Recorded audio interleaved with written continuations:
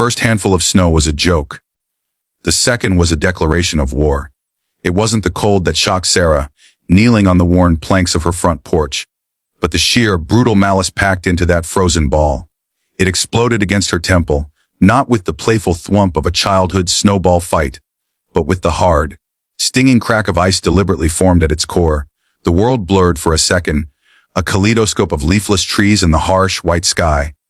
Her daughter, Chloe, buried her face deeper into Sarah's side, a tiny, trembling form in a bright yellow coat, her pink boots digging into the snow-dusted wood. Before Sarah could even process the pain, another volley came, not of snowballs now, but of snow kicked from heavy, work-booted feet. A cloud of powder and ice crystals assaulted them, stinging their eyes, filling their mouths with the taste of winter dirt and gasoline. This wasn't an accident. This was a targeted assault, and if you've ever felt that cold dread of being powerless, then you know exactly why Sarah's story is one you need to hear. Subscribe to Talscribe and witness the moment a single decision to torment a stranger summoned a storm of retribution unlike any other. They were just boys, really. 4 of them, swaggering in their blue and yellow Letterman jackets, a proud, stylized R for Riverton High stitched over their hearts. They were the gods of the hallways, the kings of the Friday night football field, their identities so wholly wrapped up in that fabric that they believed it made them untouchable, even off campus.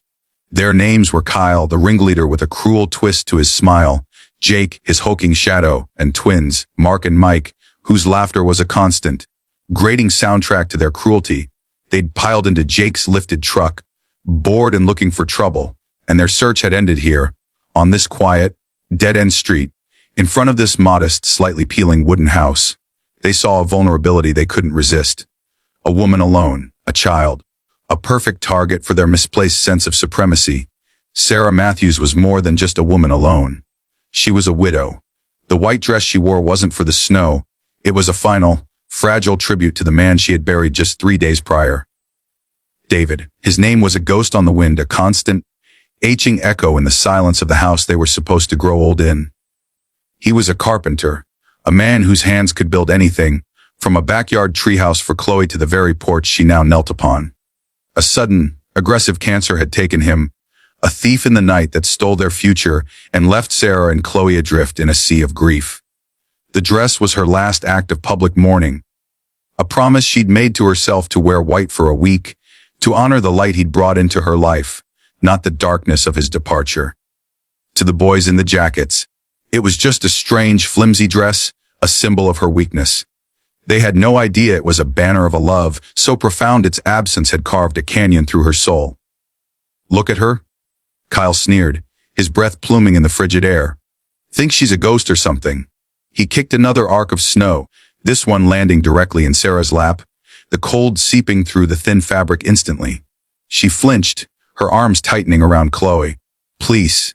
Sarah's voice was a ragged whisper, torn from a throat raw with tears and the cold. "Just leave us alone. We've done nothing to you." "You're breathing our air," Jake rumbled, his voice like gravel. He was the biggest, a mountain of muscle and aggression. "This is our town. You and your kid, you don't belong here. This house should have been torn down years ago." It was a lie, of course. Sarah's family had lived in this house for 2 generations. But to these boys, anyone who wasn't part of their closed, self-congratulatory circle was an outsider, a blight to be removed. Mark and Mike chimed in, their voices a mocking chorus. "Yeah, why don't you pack up your little ghost girl and get out? This street would look better without this dump." Sarah's mind raced, a frantic, trapped animal looking for an escape. Her phone was inside. The neighbors were elderly, their houses set back from the road. No one would hear her if she screamed. Her car was blocked in the driveway by Jake's truck. They were completely, utterly isolated. She looked down at Chloe, whose small body was racked with silent sobs. The sight of her daughter's terror cut through her own fear, replacing it with a fierce, primal protectiveness. "Take my purse," she pleaded, her voice gaining a sliver of strength. "It's inside. Just take it and go." Kyle laughed, a harsh, ugly sound. "We don't want your money, lady. We want you to understand." He took a step closer, his boot crunching on the frozen ground. "You don't belong. You're a stain. And we're here to clean you up." He reached down, not for her, but for Chloe, his fingers grasping for the hood of her yellow coat. That was the line. The uncrossable boundary. A sound ripped from Sarah's throat, a guttural, raw cry of pure maternal defiance. "Don't you touch her." She surged to her feet, placing her own body like a shield between Kyle and her daughter. For a moment, the boys were startled by the sudden ferocity. Then, Jake's face hardened. He stepped forward and shoved her hard. Sarah stumbled back, her legs buckling, and she fell against the front door with a sickening thud, slumping back down to the porch, dazed. The world narrowed to a pinprick. Chloe's scream, high and piercing, cut through the cold air. The boys loomed over them, their laughter returning louder now, emboldened by their act of violence. They began kicking more snow, not just powdery fluff, but the heavy, wet, icy sludge from the edge of the lawn, pelting mother and daughter, reveling in their domination. This was the climax of their cruelty, the moment they felt most powerful. They were so consumed by their petty tyranny that they failed to notice the world around them shifting. They didn't see the curtain twitch in the house next door, a house that had been still and quiet, just like all the others on the street. The house next door belonged to Marcus Thorne, and Marcus Thorne was a Navy SEAL. He wasn't just a veteran, he was active duty, home on a brief 72-hour leave between deployments. He'd been trying to sleep, his body still aching from the physical and mental toll of his last mission in a dusty, sun-scorched country halfway across the globe. The sound of raised, angry voices had initially been a nuisance, a background noise he tried to filter out. But then came the scream, a child's scream. It was a sound that bypassed all his training, all his fatigue, and went straight to the core of him. It was a sound he'd heard in war zones, a sound that always signaled the absolute worst of humanity. He was at the window in 2 strides. The scene that unfolded on his neighbor's porch was one of such stark, domestic evil that it took his brain a half-second to reconcile it with the quiet American street he knew. 4 large males, a woman in a white dress, crumpled and defenseless, a small child terrified, and the body language, the aggressive postures, the casual violence of the kicked snow. It was an unmistakable picture of a brutal, cowardly assault. A coldness settled over Marcus, a familiar and terrifying calm. This was no longer his quiet neighborhood.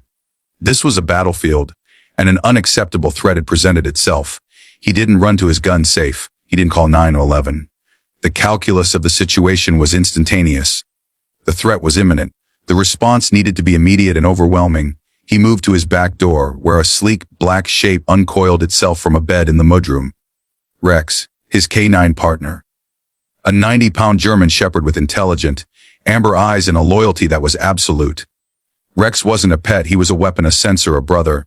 He read the change in Marcus's posture, the tension in the air, and was on his feet in an instant, a low, questioning whine in his throat.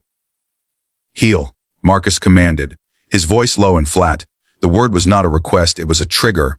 Rex fell into position at his left side, his body taut, his focus sharpening to a razor's edge. Together, man and dog, they moved through the house and out the side door into the biting cold. They didn't go through the front gate. They moved with a predator's silence along the property line, using the sparse, snow-laden bushes for cover. The bullies were so focused on their victims, so lost in their pathetic display of power, that they had no idea death was stalking them just feet away. Marcus took in the scene with a sniper's eye. The woman, Sarah, he remembered her name from a brief wave months ago, was trying to shield her daughter, taking the brunt of the assault. The lead bully, the one with the cocky smirk, was reaching for the child again. The time for observation was over. "Hey." But the word wasn't shouted. It was delivered with a quiet, conversational force that cut through the laughter and the child's cries like a blade. It was so utterly unexpected, so calm and yet so utterly dangerous, that all 4 boys froze mid-action, their heads snapping toward the source of the sound. Marcus Thorne stepped out from the side of the house. He wasn't in a winter coat. He was wearing his Desert Marpak camouflage pants and a tight, fitting black t-shirt despite the cold. The clothes did little to conceal the powerful, ropey muscle forged in endless hours of brutal training. His posture was relaxed, but it was the relaxation of a coiled spring. His eyes, a flinty gray, scanned the 4 of them, assessing, categorizing, threat ranking, and beside him Rex stood, a statue of black fur and focused intent. The dog's lips were slightly curled, not in a snarl, but in a silent warning, revealing a glimpse of teeth that looked like polished ivory. His eyes were locked on the group, waiting for a single command. The bully's confidence, so solid moments before, shattered like glass. The dynamic of the entire situation had been inverted in a single, silent second. They were no longer the predators. They were the prey. Kyle, trying desperately to reclaim the dominance he'd felt, puffed out his chest. "This is none of your business, old man. Walk away." The bravado in his voice was thin, brittle. Marcus didn't even look at him. His eyes were on Jake, the biggest one, identifying him as the primary physical threat. "You have 5 seconds to get off this property," Marcus said, his voice still terrifyingly even. The clock started when I arrived. Jake, emboldened by his size and a lifetime of using it to intimidate, took a threatening step forward.